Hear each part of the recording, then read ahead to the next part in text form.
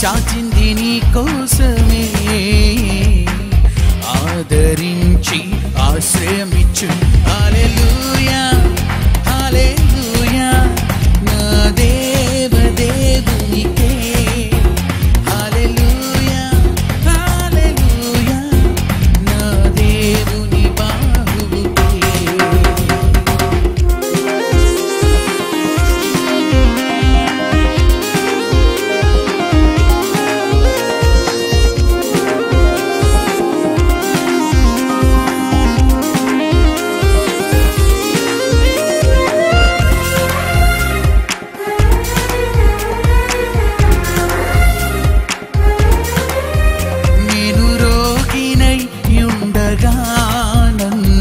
స్వస్థపరచిన, నేను బాధలలో ఉండగా నన్ను విడిపించిన, నేను రోగినై ఉండగా నన్ను స్వస్థపరచిన, నేను బాధలలో ఉండగా నన్ను విడిపించిన. గ్రంథము 66వ అధ్యాయం 5వ వచనం. దేవుని ఆశ్చర్య కార్యములు చూడరండి. ఏ కార్యాలంట చెప్పాలి ఎవ్రీబడి? ఏ కార్యాలు? దేవుని ఆశ్చర్య కార్యాలు చూడరండి.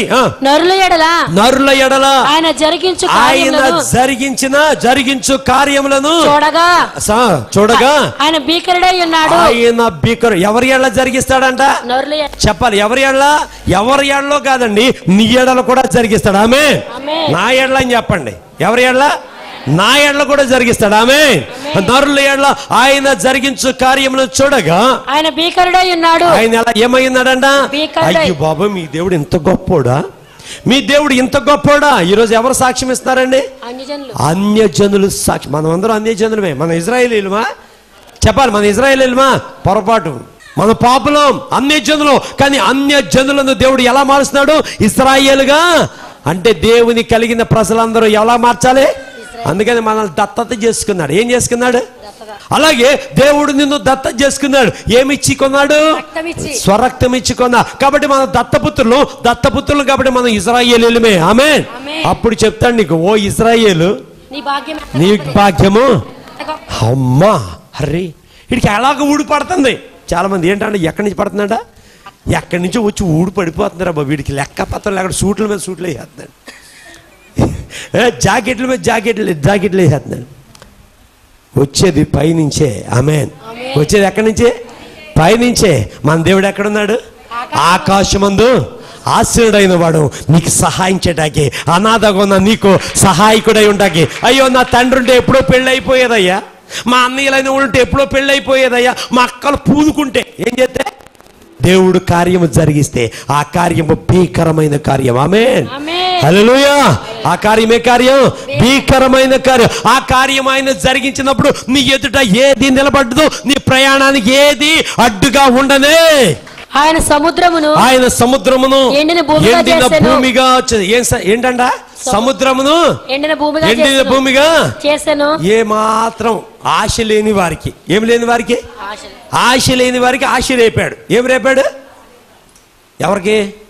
ఇశ్రాయేలీలు ఐగుప్తు దేశంలో ఉన్నప్పుడు దేవుడు వచ్చి ఆశ రేపాడు, మిమ్మల్ని ఎక్కడికి తీసుకెళ్తాను? పాలు తేనెలు ప్రవహించు ఆశ ఉంది. అసలు వాళ్ళకి లేదుగా. వాళ్ళు ఏమన్నా ప్రణాళిక రచించుకున్నారా? లేదుగా. ఉద్దేశం ఏమన్నా ఉందా? లేదుగా. కానీ దేవుడు వచ్చి ఊదాడు చెవులో. ఊదిన దేవుడు రప్పించాడు బయటికి. మొత్తం మీద బ్రతిమలాడాడు మోషే. వెళ్ళి నాయకులు బ్రతిమలాడారు, విడుదల అయ్యి వచ్చారు. వచ్చి రాగానే వాళ్ళకి మొదట ఎదురైంది ఏంటి? ఏమయ్యా, మమ్మల్ని ఈ సముద్రంలో ముంచేయటాకే వచ్చావా? ఈ సముద్రంలో ముంచివేయటానికి వచ్చావా? దిక్కు మొక్కు లేకుండా ఆ యొక్క 6 లక్షల మంది. ఎంతమంది? 6 లక్షలు. ఏ రాజుతో చెప్పుకోటాకుందా? చెప్పుకునే రాజు ఇప్పుడు ఏం చేస్తున్నాడు? చంపేటాకి వస్తూ ఉన్నాడు. ముందు చూస్తే గొయ్యి, వెనక చూస్తే నుయ్యి. ముందు గొయ్యి, వెనక ఎడ్డెళ్ళాలి. ఎక్కడ దూకాలి? దూకితే సముద్రంలో దూకుతామా చచ్చిపోతాం, ఆడొస్తే ఆడు కత్తితో చంపేస్తాడు. రెండిట్లో జరిగేదేంటి? చావే. కానీ దేవుడు ఏమన్నాడు తెలుసా? నువ్వు చనిపోయినను నేను నిన్నేం చేస్తాను? హల్లెలూయా చెప్పండి. హల్లెలూయా. నువ్వు చనిపోయిన సరే నువ్వు బ్రతుకుతావు. ఎవరి యందు విశ్వాసం ఉంచితే? దేవుని యందు విశ్వాసం ఉంచితే. దావీదు ఆ 25వ కీర్తనలో ఎవరి యందు నమ్మికించాడు? దేవా నీ యందు నేను నమ్మికించి ఆకాశమందు ఆశ్రయుడైన వాడా నీ తట్టు నా ఆత్మను ఎత్తుకో, నువ్వే నన్ను కాపాడాలి. ఆ ఇశ్రాయేల్ ప్రజలు 6 లక్షల మంది అయిపోయింది. ఇంకా చాప్టర్ క్లోజ్ అనుకున్న సమయంలో ఏం చేశారంట? చదువుదా అన్నమాట. ఆయన సముద్రమును ఎండిన భూమిగా చేసెను. జనులు కాలినడకచే దాటిరి. ఆమేన్. ఏ నడకచే? కాలినడకచే దాటి. వారికి బురద అంటుకోలేదు. ఏమంటుకోలేదు? చెప్పాలి. నత్తగొల్లలు గీసుకోలేదు, ముళ్ళు లేవు, ఏ మాత్రము అక్కడ వాళ్ళకి కాళ్లకు గాయాలు అవ్వలేదు. హ్యాపీగా ఆరిన నేల మీద, ఎండిన భూమి మీద వారు ప్రయాణించి ఆ సముద్రాన్ని దాటారు. ఈ 2017 సంవత్సరాన్ని నువ్వు ఏ కష్టం లేకుండా, ఏ బాధ లేకుండా ఆశీర్వాదకరమైన ఆ భూమి మీద దేవుడు నిన్ను నడిపించును గాక. ఆమేన్. January to December, January 1st day to December 31st వరకు ఈ 365 సంవత్సరాలు నువ్వు దాటిపోదువు గాక. ఏ కష్టము లేకుండా. ఇప్పుడు చెప్పండి ఆమేన్. ఏ బాధ లేకుండా, ఏ శ్రమ లేకుండా దీవెనలు పొందుకుంటూ, దేవుని ద్వారా ఆశీర్వదించబడుతూ, దేవుని సన్నిధి కాంతి నీ మీద ప్రకాశింపజేసుకుంటూ, దేవుని కృపతో వర్ధిల్లుతూ నువ్వు దాటిపోవుదు గాక. ఎవరిస్తారండి? ఎవరు చెప్తారు? ఎవరు జరిగిస్తారు భీకర కార్యాలు? దేవుడు మాత్రమే జరిగిస్తాడా. ఆయన మనల్ని ఏం చేయడంట? మనలను అనాథలుగా విడువడు. వాగ్దానం ఇచ్చిన దేవుడు నమ్మదగిన దేవుడు. ఈరోజు ఎంతమంది నమ్ముతున్నారు ఈ వాగ్దానం? దేవుడు నిన్ను విడిచిపెట్టే దేవుడు కాదు. దేవుడు అనాథగా ఒంటరిగా విడిచిపెట్టే దేవుడు కాదు. ప్రియ దేవుడారా, దేవుడు గొప్ప దేవుడు అయ్యుండి మన ఎడల భీకర కార్యాలు. ఏ కార్యాలంట? నాకు రాత్రి ఆ మాట చదివినప్పుడు ఎంత సంతోషం వేసిందో. ఏం చేశారంట? ఆయన ఆ సముద్రమును ఎండిన భూమిగా చేశాను. జనులు కాలి నడక చేత దాటిరి. అక్కడ ఆయన మిమ్మును. ఈరోజు దేవుడు దాటించే దేవుడు ఆయన. ఈరోజు 2016 మనము ఆశీర్వాదకరంగా నడక ప్రయాణం చేద్దుము గాక. ఆమేన్. ఈ 2017 అంతా మన నలుగుడు ఉండకూడదు మనలో. ఆమేన్. హృదయాలు నలగకూడదు, మనసులు గాయపరచకూడదు. అయ్యో మన కుటుంబాలు పాడైపోకుండా ఆశీర్వాదకరమైన మార్గంలో కొంతమంది యవనస్తులు నడిపించబడుతురు గాక. ఆశీర్వాదకరమైన మార్గంలో మీ కుటుంబాలలో దేవుడి దీవెనలు ఈ 2017 సంవత్సరం దయచేయను గాక. ఆమేన్. కొంతమంది అప్పులు తీర్చేవారుగా దేవుడు తీర్చేను గాక. అప్పులు చేసేవారుగా కాదు, ఎలాగా? అప్పులు తీర్చే. కొంతమంది గృహ నిర్మాణం జరిగించుకుందరు గాక. ఎవరు ఇవ్వగలరు?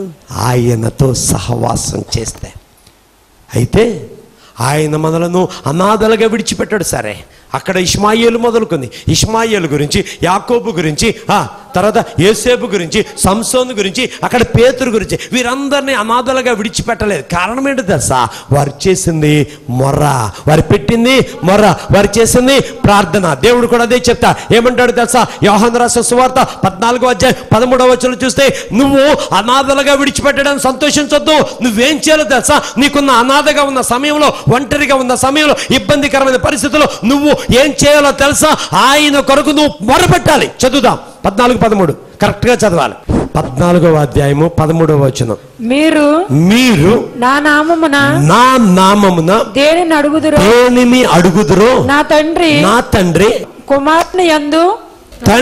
కుమారుని యందు మహిమ పరచబడుటకై దానిని దేనిని ఏదైతే అడుగుతావో దానిని చదువు.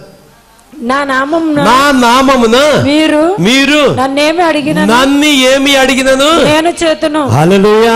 ప్రియదేవ, నా నామమున మీరు నన్నేమి అడిగినను చేతును. హల్లెలూయా. ఆయన అంటాడు, మీరు నా నామమున ఏది అడిగినను చేతును. ఆమె చేసేవారు కావాలా? చేయని మాటలు పుట్ట కావాలి మనకి? చెప్పాలి.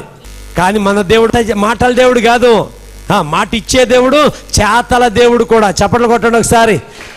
నా నామమున మీరు ఏది అడిగినను నేను ఏ సమయంలో నువ్వు ఒంటరిగా ఉన్నప్పుడు, నువ్వు దిగులుతో ఉన్నప్పుడు, నువ్వు విచారంతో ఉన్నప్పుడు, నువ్వు వేదనకరమైన పరిస్థితుల్లో ఉన్నప్పుడు, నువ్వు ఇబ్బందికరమైన పరిస్థితుల్లో ఉన్నప్పుడు, నువ్వు ఇదిగో ఎంతగానో కలవరపడుతున్న పరిస్థితుల్లో ఉన్నప్పుడు దేవుడు నీతో చెప్తున్న మాట ఏంటో తెలుసా?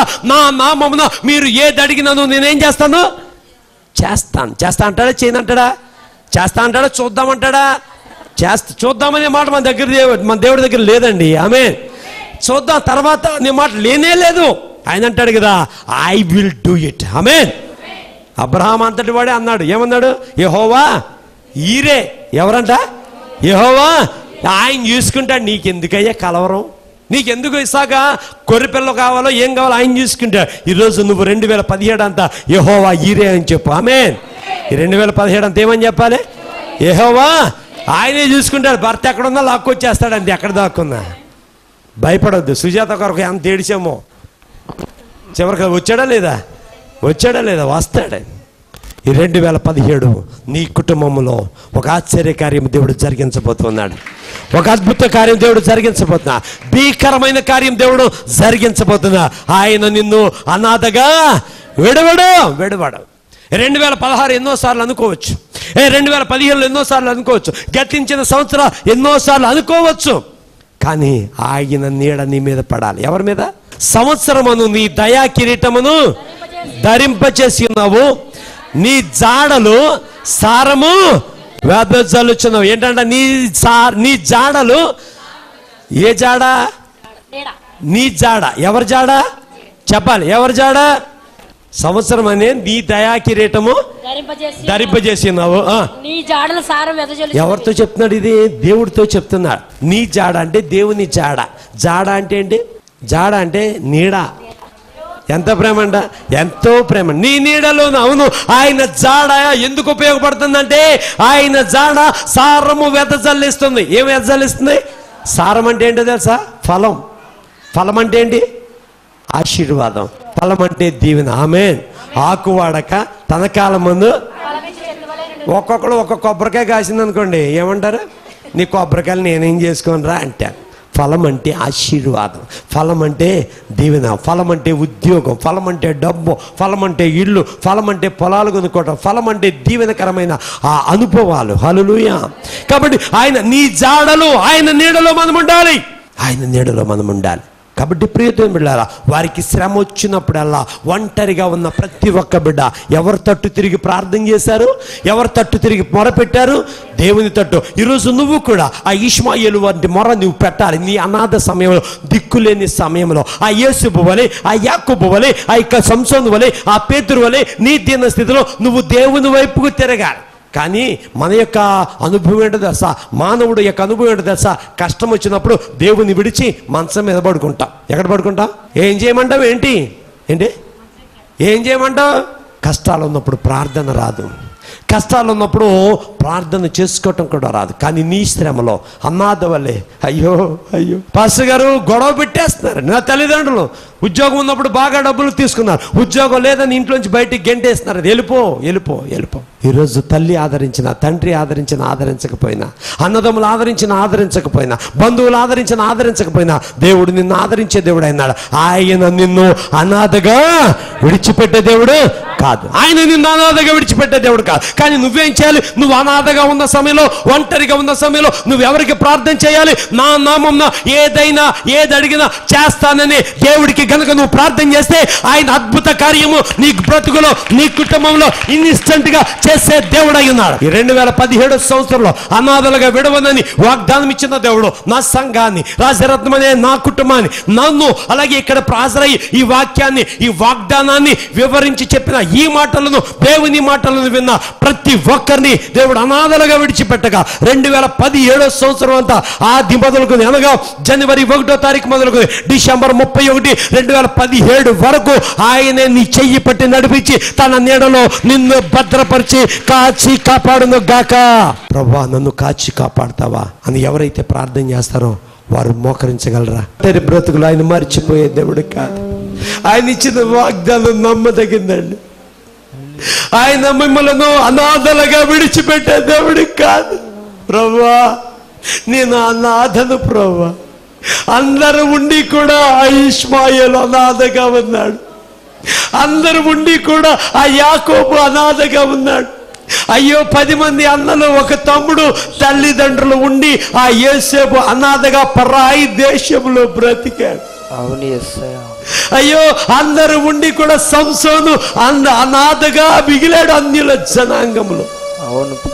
ఆ పేతురు అందరూ ఉండి కూడా అనాథగా అచ్చరశాలలో ఉన్నాడు, సంఖ్యలతో బంధించను. నువ్వు రావా యేసయ్యా.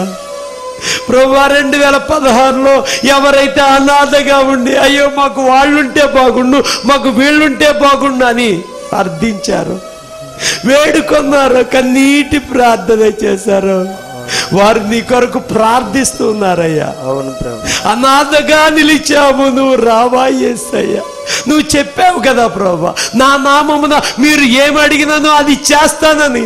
ఈ 2017లో ఏం చెయ్యబోతున్నారో మీరు ఎడలా అడగటాకు వచ్చాం ప్రభువా, అడగటాకు వచ్చాం. పిల్లల ఉద్యోగాల కొరకు, ఇతర దేశ ప్రయాణాల కొరకు ప్రభువా, వివాహాల కొరకు, సంతానం కొరకు, అప్పులు తీర్చుకోవటం కొరకు, ఇల్లు కట్టుకోవటం కొరకు, బాప్తిసం తీసుకోవటం కొరకు, రక్షణ మార్గం తెలుసుకోవటం కొరకు, ఆత్మీయంగా ఎదుగుదల కొరకు ఆశపడుతుంది. మా పిల్లల మార్పు కొరకు, యవనస్తులు మూడులుగా మూర్ఖులుగా ఉన్నారయ్యా, మా పిల్లల మార్పు కొరకు మేము అడుగుతూ ఉన్నాం. ప్రభువా నువ్వు రావా యేసయ్యా, నువ్వు రావా యేసయ్యా. ఎవరూ లేక ఒంటరిగా ఉన్నా, మమ్మల్ని అనాథలుగా విడిచిపెట్టనన్న వాగ్దానం ఎంత గొప్పది. ఆ ఇష్మాయేలు మొర ఈరోజు నేను పెట్టడానికి నాకు ఇష్మాయేలు వంటి మనస్సు దాయిచ్చే. ఈరోజు ఒంటరిగా బ్రతుకుతున్న ప్రజలకు ఈ 2017వ సంవత్సరం మొదటి తారీఖున నువ్వు ఇచ్చిన వాగ్దానం నమ్మదగింది ప్రభువా.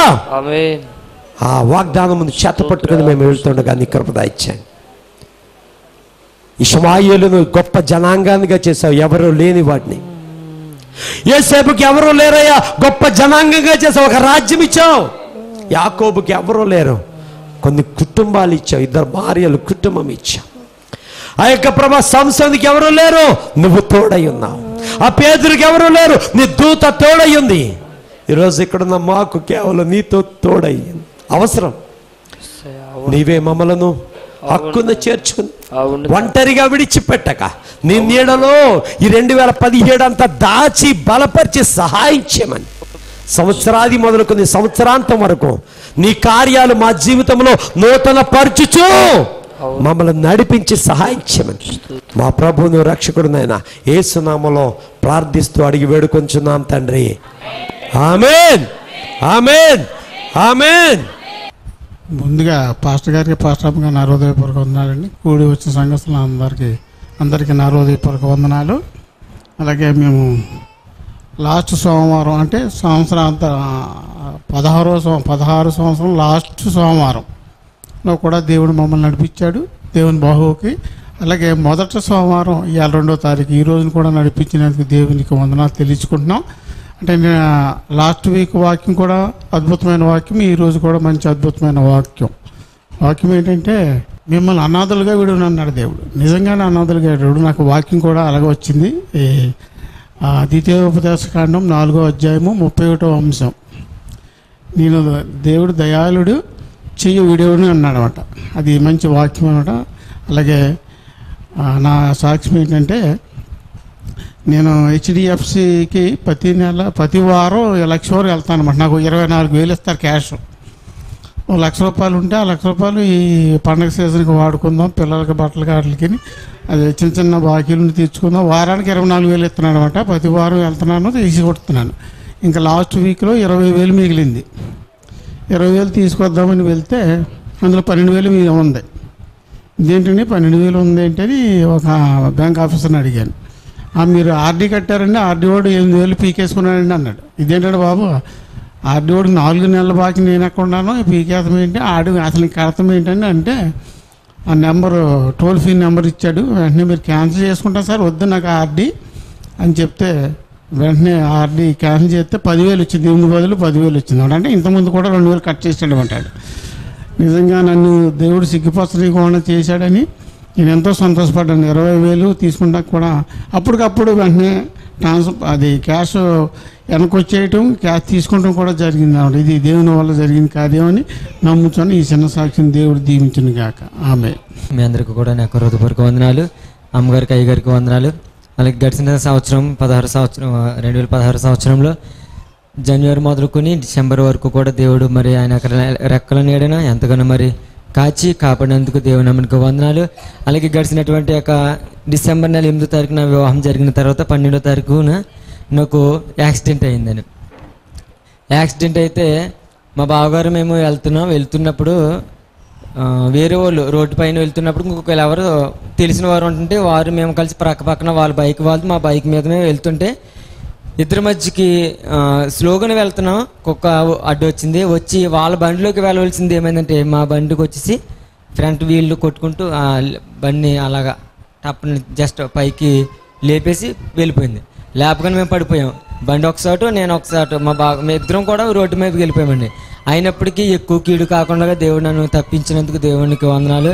అలాగే 2017 సంవత్సరంలో ఇటువంటి రోజును ఎంతో మిస్ అయిపోతున్నారు. ఇటువంటి కొత్త సంవత్సరానికి అడుగు పెట్టడానికి నోచుకోలేని వరకు అనేక మంది ఉన్నారు. కానీ దేవుడు మనల్ని ప్రేమించి మన కుటుంబాన్ని ప్రేమించి 2017 సంవత్సరంలో మన కుటుంబాలందరితో పాటు మనమును కూడా అడుగు పెట్టడానికి ఇచ్చినట్టు ధన్యతను బట్టి కూడా వందనాలు. మన కొరకు ప్రార్థన చేసిన సేవకులకు మరి నిండా వందనాలు. అలాగే నాకు సేవ పట్ల దేవుని కార్యం ఏమైతే ఉన్నదో అది నెరవేర్పులకు వచ్చేలాగా మీరు అందరూ ప్రార్థించండి. ఈ సంవత్సరం అయితే వాగ్దానం అన్నాడు, నువ్వు నడిచినప్పుడు నీ అడుగులు ఇరుకున పడదు అని దేవుని వాక్యం మరి వచ్చినది. అవును, నేను నడుస్తున్నప్పుడు అనేక మార్గాలు గుండా వెళ్తాం. సేవ నిమిత్తం వెళ్తూ ఉంటాం, కొన్ని మన అవసరతల నిమిత్తం వెళుతూ ఉంటాం. మరి ఇరుకున పడకుండా దేవుడని యెహోవా మనల్ని కాపాడుతారని నేను నమ్ముతున్నాను, విశ్వసిస్తున్నాను. ఇది మన నెరవేర్పులోకి వచ్చేలాగా సేవకులకు మరొకసారి వందలు చెల్లించుకుంటూ సాక్ష్యం దేవుడు దీవించిన గాక. మంచి కళ్ళు మూసుకుని ప్రార్థనలో ఏకీపిద్దాం. సర్వశక్తి మీకు కృపా కనికరం కలుగుతండి. దయగలిగిన రాజా దయాళడానికి వందనాలయ్యా. ఈ సమయంలో ప్రభా మమ్మల్ని అందరినీ ప్రేమించి చక్కటి మాట నువ్వు తెలియజేస్తావు. నీ మాట కొరకు వేచి ఉన్న మాకు నీ నీడలో ఆశ్రయం కల్పిస్తూ నీవే మాకు తోడయ్యుండి మిమ్మల్ని నేను అనాథలుగా విడువునని చెప్పిన ఆ మాటను బట్టి మేము ఎంతగానో నిన్ను స్తుతిస్తున్నామయ్యా. నువ్వు తప్పించి ఎవరున్నారయ్యా? మేమంటే నీకెందుకింత ప్రేమ ప్రభువా? ప్రార్థించకపోయినా, నిన్ను అడగకపోయినా, నీ గురించి ఆలోచించకపోయినా ఎల్లప్పుడూ మమ్మల్ని మర్చిపోకుండా మమ్మల్ని జ్ఞాపకం చేసుకుంటున్న తండ్రి, నీకే వందనాలు, స్తుతులు, స్తోత్రాలు చెల్లిస్తున్నాం. నీ దయలో నీ కృపలో మమ్మల్ని పెంపొందించి సహాయించం. నీ బలిష్టమైన రెక్కల నీడలో మమ్మల్ని బలపరచమని ప్రభు. ఈ సంవత్సరాది మొదలుకొని సంవత్సరాంతం వరకు నీ కృపతో నింపి నడిపించండి. ఏదైతే వాగ్దానం ఇచ్చామో ఆ వాగ్దాన నెరవేర్పులోనికి మమ్మలను అతి త్వరలో మీరు రప్పించుదురు గాక. నేను రప్పించి సహాయించం దీవిస్తూ ఇక మాటలు విన్న ప్రతి ఒక్క బిడ్డను బలపరచ, ఈ టీవీ ప్రోగ్రాం చూసిన ప్రతి ఒక్క బిడ్డను బలపరిచి సహాయించమని దీవిస్తూ ఆశీర్వదిస్తూ నీ వాగ్దాన నెరవేర్పులోనికి తోడుకురండి. నేను మిమ్మల్ని అనాథలుగా విడవదని చెప్పిందేమో మాకు ఎల్లప్పుడూ తోడయండి. కొనుక్కాక నిద్రపోక మాకు సహాయం పొందుకోమని మా బిడ్డలందరిని బట్టి ప్రార్థిస్తున్నాం. ఈ కుటుంబాలలో ఎవరైతే చిన్న బిడ్డలు ఉన్నారో, ఎవరైతే యవనస్తులు ఉన్నారో వారందరినీ బలపరచండి అయ్యా. ఏ మాత్రం తొట్టెలకుండా వారిని కాపాడి కలవరపలు లేకుండా తొలగించి వేసి భద్రపరిచే సహాయించారు. దీవిస్తూ ఆశీర్వదిస్తూ ఆయా ఉద్యోగాలు చేసిన బిడ్డలందరిని బట్టి ప్రార్థిస్తాం. వ్యాపారాలు చేసిన బిడ్డలను బట్టి ప్రార్థిస్తాం. చేతి పనులు చేసిన బిడ్డలను బట్టి ప్రార్థిస్తున్నాం. అలాగే రైతులను బట్టి ప్రార్థిస్తాం. మంచి పంట వారు పొందుకునేట్లుగా మార్గం తెరవండి. అలాగే ప్రభా నాయన రిక్షా డ్రైవర్, ఆటో డ్రైవర్స్ని ప్రభా, లారీ డ్రైవర్స్ని బట్టి ప్రార్థిస్తున్నాం. అలాగే ప్రభా ఆయా గవర్నమెంట్ ఉద్యోగాలు చేసిన బిడ్డలను బట్టి ప్రార్థిస్తున్నాం. తండ్రి మీరే తోడండి. వివాహాల కొరకు ఎదురు చూస్తున్న వారికి వివాహాలు సిద్ధపరచండి అయ్యా. ఉద్యోగాల కొరకు ఎదురు చూస్తున్నారు, ఉద్యోగాలు దయచండి. ఇతర దేశాలు వెళ్ళటానికి ప్రయత్నం చేస్తున్న వారికి ఇతర దేశాల మార్గము తెరిచి సాయించాం. దీవిస్తూ ఆశుద్ధ బలహీనలు ఉన్నారా బలపరచండి, రోగులున్నారా స్వస్థపరచండి, వ్యాధిలా వాళ్ళ కుటుంబంలో తారిమి కొట్టి చీకటి మాత్రం లేకుండా మీరే వెలుగుగా ఉండి నడిపించుకోమని దీవిస్తూ ఆశీర్వదిస్తూ మా ప్రభువును రక్షకుడు నన్ను యేసు నామములో ప్రార్థించి అడిగి వేడుకొనుచున్నాం తండ్రి, ఆమేన్. మా తండ్రి అయిన దేవుని దయ, కుమారుడైన యేసుక్రీస్తు వారి కృప, పరిశుద్ధాత్మ అన్యోన్య సహవాస సమాధానం ఇది మొదలుకొని మీకును మీ కుటుంబాలకును లోకంలో పరిశుద్ధులందరికీ తోడయుండి సహాయం చేసి నడిపించును గాక, ఆమేన్. మా అడ్రస్ దేవుని బాహువు చర్చ్, పాస్టర్ జి రాజరత్నం గారు, bank street, Polapalli, పాలకుల్, west Godavari, Andhra Pradesh, India. Pin code 534260. Phone నంబర్లు 9676 594-100. మరి ఒక నంబర్ 7793918707.